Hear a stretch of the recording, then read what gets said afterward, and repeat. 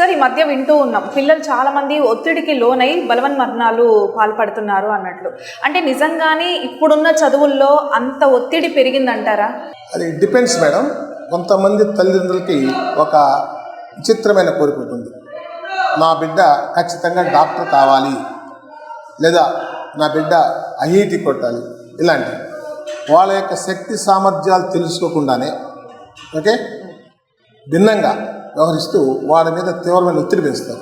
నువ్వేం చేస్తావు నాకు తెలియదుగా, నీ మీద ఆశలు పెట్టుకున్నాము అని వాళ్ళు ఎంబీబీఎస్ కొట్టి కదా. కానీ ఆ పాపకి లేదా ఆ బాబుకి ఆ స్థాయి ఉండదు. కానీ బలవంతంగా చదువుతూ ఉంటాడు.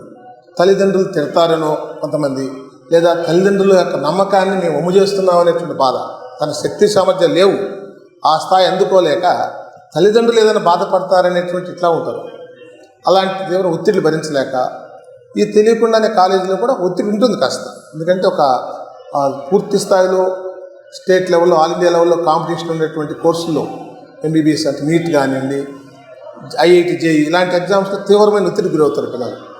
ఆ ఒత్తిడి భరించలేక తల్లిదండ్రులకి సమాధానం చెప్పుకోలేక వాళ్ళు లోపల కుమిలిపోతూ తద్వారా ఒక తీవ్రమైనటువంటి చర్యకు అలా ఆత్మహత్యలు పాల్పడటం అనేది సహజం జరుగుతుంది.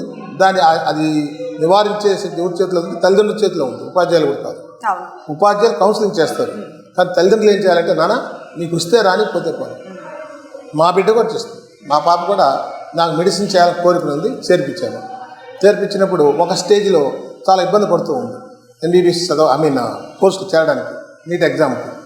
మేము చివరికి ఒకటే చెప్పాం, ఎందుకంటే అన్నిటికంటే అత్యంత విలువైనది ప్రాణం. కాబట్టి చదువులు జీవించడానికి బోలెడు మార్గాలు ఉన్నాయి. నాన్న నీ ప్రయత్నం నువ్వు చేయి, మాకు ఒక ఆశ మాత్రమే, రాకపోతే వదిలిపడాయి అని ఒక తృణప్రాయంగా చెప్పేసేయాలంటే లెక్కలేనితనంగా. అప్పుడు కొంచెం ధైర్యం, డాడీ నన్ను ఏమనరు, మమ్మీ నన్ను ఏమనరు.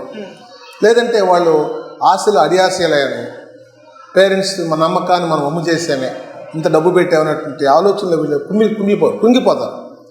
ఆ క్రమంలో వాళ్ళకి ఏం చేస్తే తెలియదు. అప్పుడు అలాంటి తీవ్రమైనటువంటి అఘాయిత్యాలు పాల్పడతారు.